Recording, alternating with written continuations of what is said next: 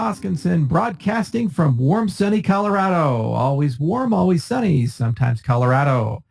So today we get to talk about some really exciting stuff.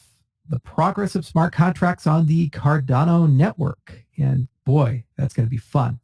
So first, a little bit of history and why we chose the approach that we chose. And then we're going to get to some dates and some exciting things that are coming. All right. So I've been in the Bitcoin space a very long time, and so long I actually remember this. This is the value overflow incident. It occurred on August 15th, 2010.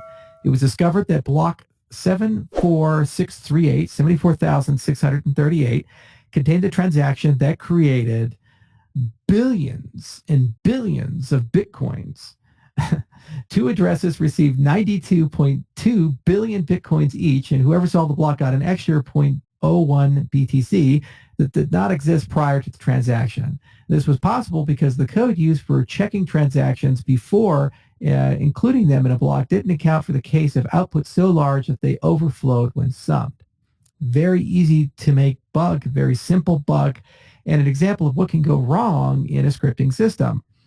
Bitcoin was never built with formal methods. It was never built with mathematical proofs. And so there's a lot of things that live in the code that we only think are secure or work because lots of different eyeballs and test cases and time has passed and security audits have passed.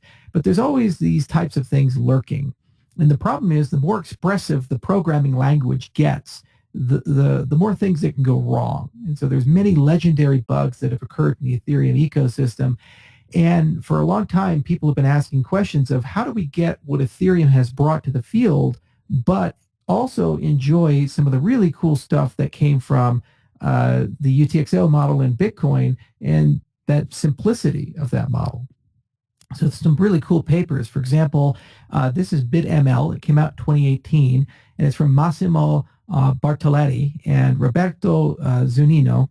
And these two Italians, they got together and they were trying to think a lot about how to model kind of a more expressive and more formally rigorous way of doing transactions and contracts on Bitcoin itself.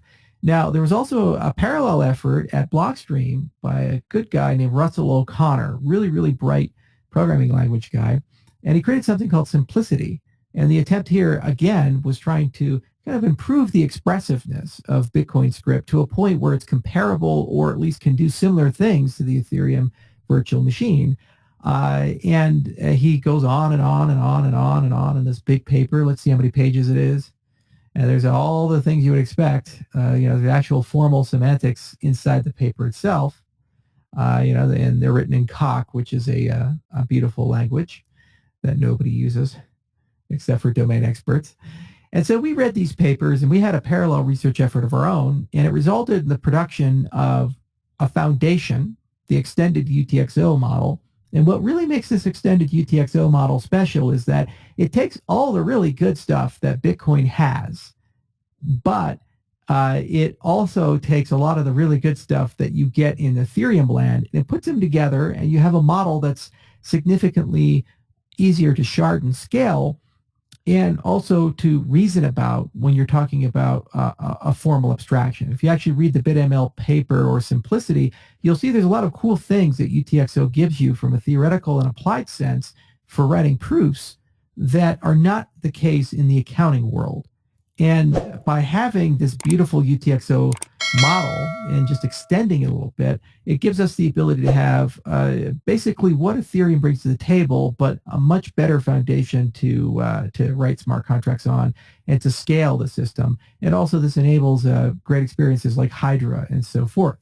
This is the product of 4 years of research, and it was written by Michael Peyton Jones and Phil Wadler and many others, and just an all-star team of computer scientists who worked really hard. Now, you have to build language on top of that. So here we go. We built Plutus, and you can see 7,580 commits. The last commit was 3 hours ago, 180 branches and many tags, and a gargantuan amount of work has been done with 60 contributors over a 4-year period. And Plutus is basically getting to the point where it's now being systematically integrated into Cardano.